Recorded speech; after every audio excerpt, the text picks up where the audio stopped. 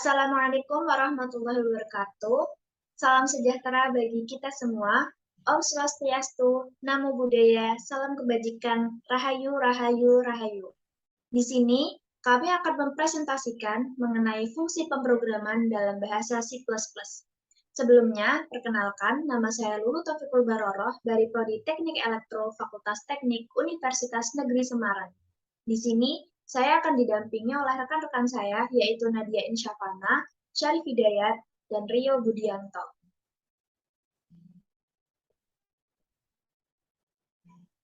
Presentasi kali ini akan meliputi pengertian fungsi, kapan fungsi digunakan, cara mendeklarasikan fungsi, parameter fungsi, cara menulis dan mengimplementasikan fungsi, fungsi overloading, dan fungsi rekursif.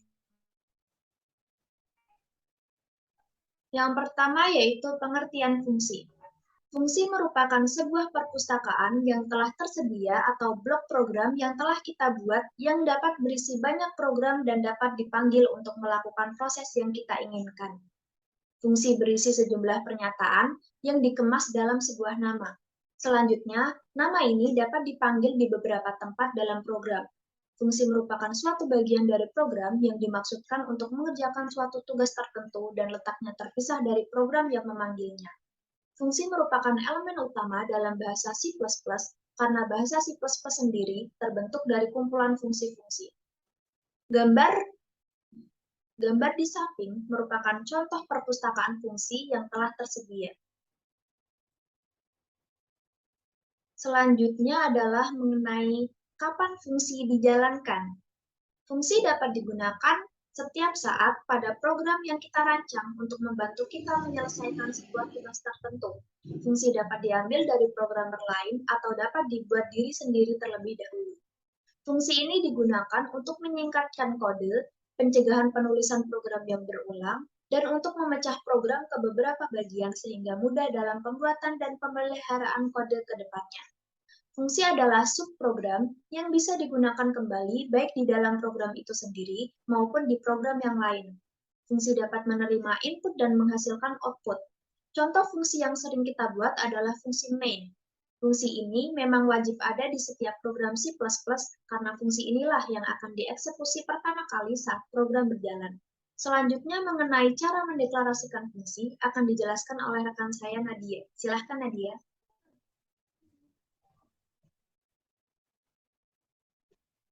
Untuk cara mendeklarasikan fungsi, yang pertama, di awal, dibuat terlebih dahulu tipe datanya, misalnya int.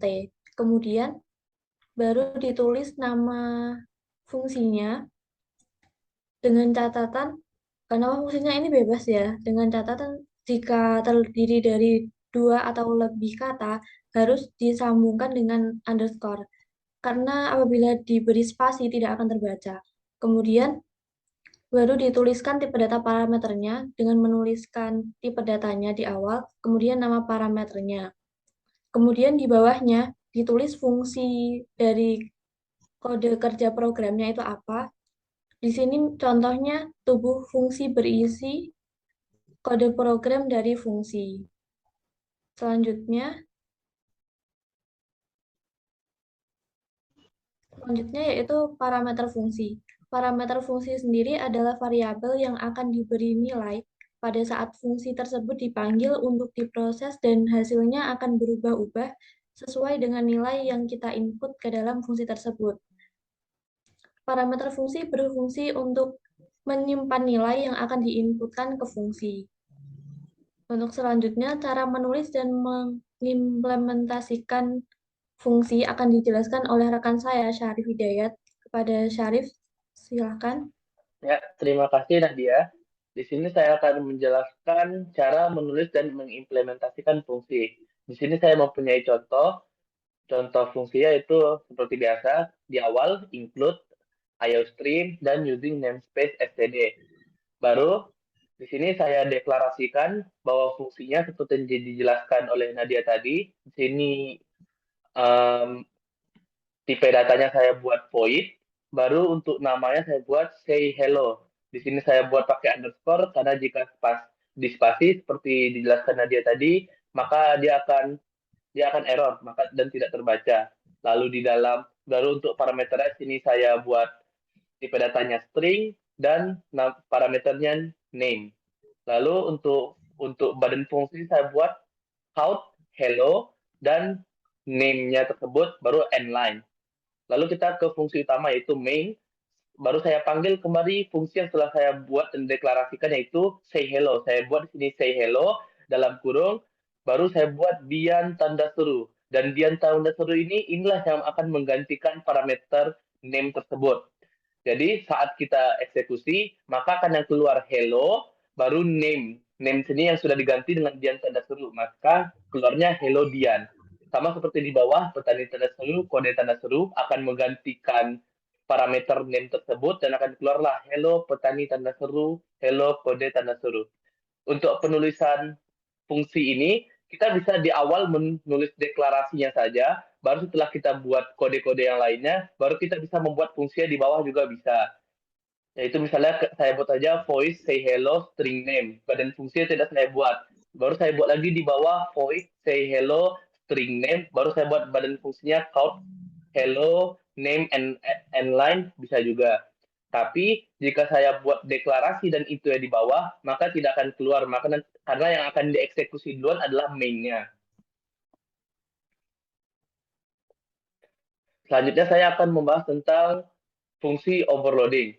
Fungsi overloading adalah sebuah fungsi dengan nama yang sama, namun dibedakan karena memiliki jumlah parameter atau tipe parameter yang berbeda. Sebab pada compiler, fungsi yang memiliki nama yang sama akan dilihat parameternya. Jika memiliki jumlah parameter atau tipe parameter yang berbeda, maka saat dipanggil akan mengeksekusi fungsi yang sesuai parameter dan namanya. Di sini saya punya contoh fungsi overloading, seperti biasa di atas include IOStream dan using namespace std. Di sini saya punya 3 fungsi, int luas persegi, int luas persegi, double luas persegi. Di sini bisa kita lihat nama dari fungsi tersebut sama persis, yaitu luas persegi. Yang membedakannya adalah tipe datanya dan jumlah variabelnya. Untuk yang pertama tipe datanya int tapi variabelnya 2. Untuk yang kedua int tapi variabel atau parameternya 1. Untuk yang terakhir dia memakai tipe data double dan parameter juga 1. Lalu kita masuk ke kode utamanya int main. Yang pertama, saya buat count luas persegi 2x2 sama dengan baru saya panggil salah satu fungsinya itu saya buat luas persegi dalam kurung 2x2. Di sini setengah tahu dia sedang mencari fungsi dengan nama luas persegi, tapi dengan catatan dia mempunyai 2 parameter, yaitu 2 dan 2. Maka yang terpanggil adalah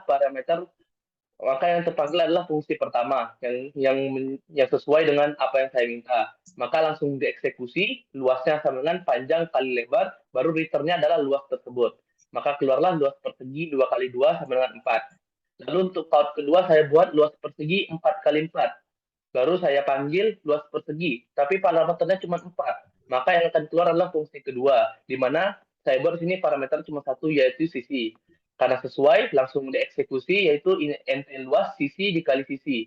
Return luas, maka yang keluar adalah luas tersebut. Maka luas persegi 4x4 sama dengan 16.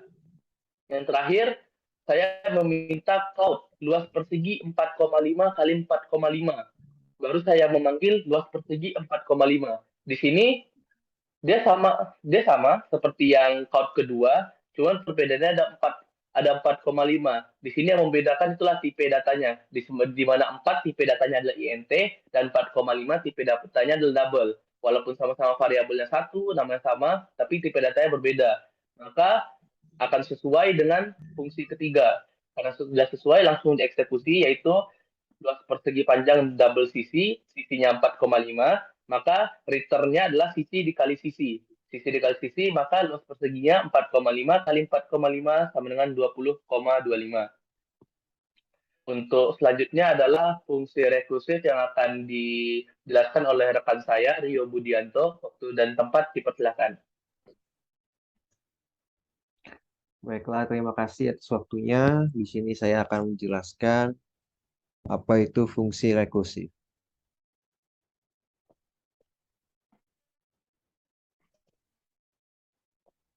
Oke, fungsi rekursif adalah fungsi yang dapat memanggil dirinya sendiri secara terus-menerus. Hal ini sama seperti loop, namun menggunakan fungsi sebagai perintahnya. Kenapa? Karena hasil dari fungsi akan terus-menerus dimasukkan ke dalam fungsi sampai memenuhi batasan yang telah diciptakan sebelumnya. Di sini saya kasih contoh. Pertama seperti biasa, include your stream using namespace std. Nah, di sini kita masuk ke dalam fungsinya. Di sini kita menggunakan int pangkat, int a, int b. Terus ada pakai if else juga, di mana kalau misalnya b lebih kecil sama dengan 1, maka akan return ke a. Kenapa? Karena jika di pangkat 1, hasilnya adalah bilangan itu sendiri. Lalu di sini else, return a, dikali pangkat a, b, 1. Jadi gini, logika yang saya ingin terapkan di sini adalah menggunakan a kali a, itu fungsinya, fungsi awalnya. Dan bakalan di loop terus dengan sebanyak pangkatnya. Jadi misalnya di sini adalah 2 pangkat 5. Nah, jadi pertama fungsinya itu 2 kali 2. Hasilnya adalah 4. Nah, 4 ini bakal di loop lagi ke dalam fungsinya. Jadi 4 dikali 2 lagi.